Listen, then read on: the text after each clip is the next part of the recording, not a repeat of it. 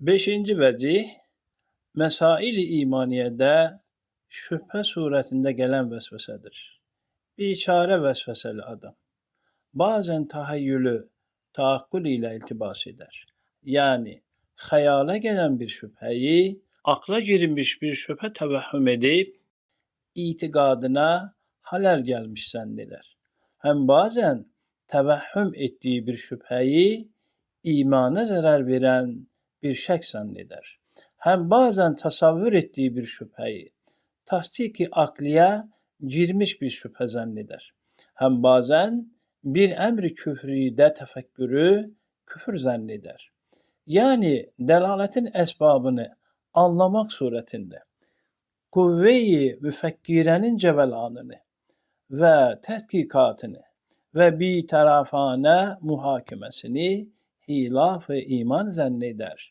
İşte telkinat-ı şeytaniyənin əsəri olan şu zanlardan ürkərək, eyvah, qalbim bozulmuş, itiqadıma halal gəlmişdir.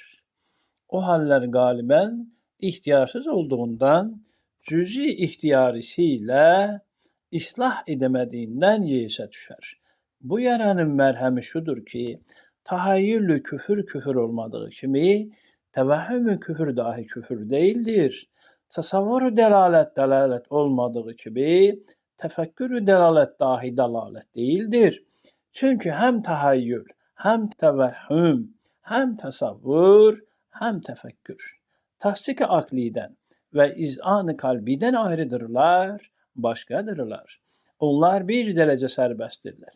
Cüzi ihtiyariyeyi pek dinlemiyorlar. Teklif-i dini altına çok giremiyorlar. Tasdik ve izan öyle değiller. Bir mizana tabidirler. Hem tahayyül, tevehhüm, tasavvur, tefekkür, nasıl ki tasdik ve izan değiller, öyle de şüphe ve tereddüt sayılmazlar. Fakat eğer lüzumsuz tekrar ede müstakar bir hale gelse, o vakit hakiki bir nevi şüphe ondan tevellüd edebilir.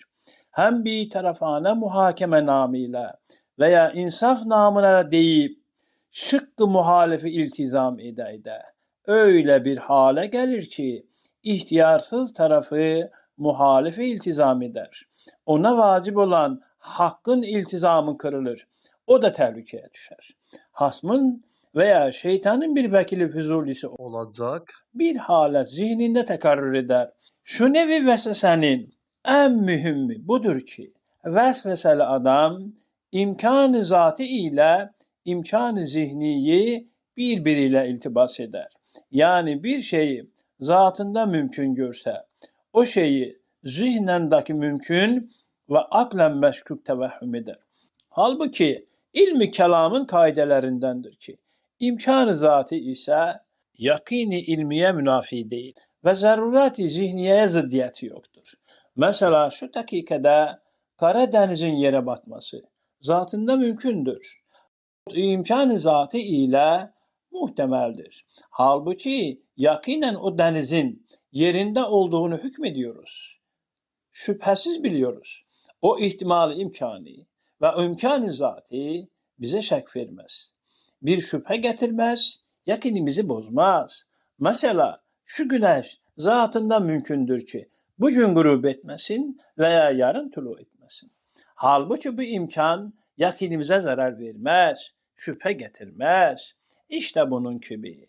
Mesela hakaiki imaniyeden olan hayat-ı dünyeviyenin grubuna ve hayat-ı ihraviyenin tuluğuna imkan-ı zati cihetinde gelen vehimler yakini imaniye zarar vermez. Hem la ibrete lil ihtimalil gayrin nasi an dalil. Yani bir delilden neşet etmeyen bir ihtimalin hiç ehemmiyeti yoktur. Olan kaide-i meşhure hem usulü din hem usulü fıkhın kaide-i mükerreresindendir. Eğer desen bu derecede müminlere muz'ır ve muz'ic olan vesvese ne hikmete binaen bize bela olmuş? El cevap, ifrete varmamak hem galebe çalmamak şartıyla aslı vesvese təyəqquza səbəbdir. Taharriyə dairdir, ciddiyyətə vəsilədir. Lakaytlığı atar, təhavunu dəf edər. Onun üçün hakimi mutlaq şu darı imtihanda, şu meydanı müsabakada bize bir kamçıyı teşvik olarak vesveseyi şeytanın eline vermiş. Beşerin başına vuruyor. Şayet ziyada incitse hakime rahime şekva etmeli. Eûzu billahi mineşşeytanirracim demeli.